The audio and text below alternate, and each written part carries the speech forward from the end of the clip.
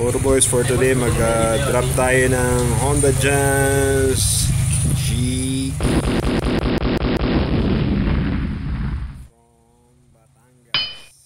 So guys, fender gap tayo 195, 55, 15 silo na triesong gamit niya. Naka Rota P1 body club version. So yung front niya 3 fingers, then yung rear 3 din, mas maluwag lang 3. Di pa daw sure ni boss kung nakapagpalit na siya ng shocks, pero nasa 80k daw yung mileage.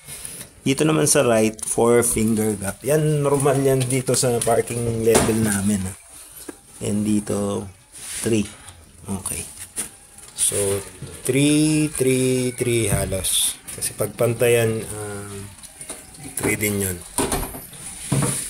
Loaded pala yung rear niya ng mags. Nagpalit siya ng mags to Rota. 17s. Ayan. Versante. Baka gusto niya, ping nyo lang kami. Trip niya yan. So, to boys, both front shocks ng client, yung Honda Jazz,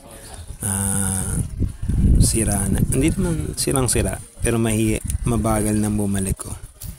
So, recommendation na yan for replacement. Kasi, to be honest, hindi mo yan maitutulak ng isang daliri pag okay na okay siya. Yan. Nabalik pa naman, pero mabagal.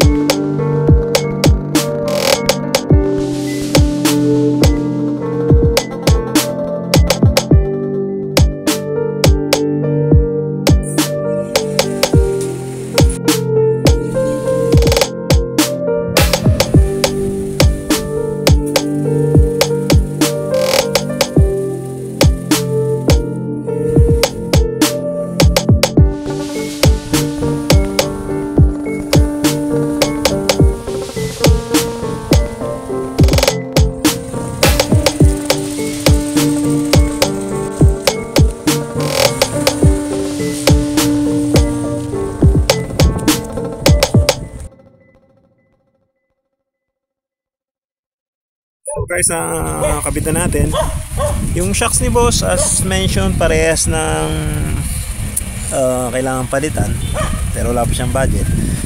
So 1 finger gap front, yan ang maganda sa Jazz, halos 2 or 1.5 yung likod. Ganyan talaga ang tindig pagka Honda Jazz. Yan, 2, 1. Okay, alis na sila kasi kailangan pa nilang magpa-top up ng langis dahil may leak yung oil, and hindi pa namin pwedeng gawin dahil nakita namin nandun siya sa may in between engine and transmission 2 to 3.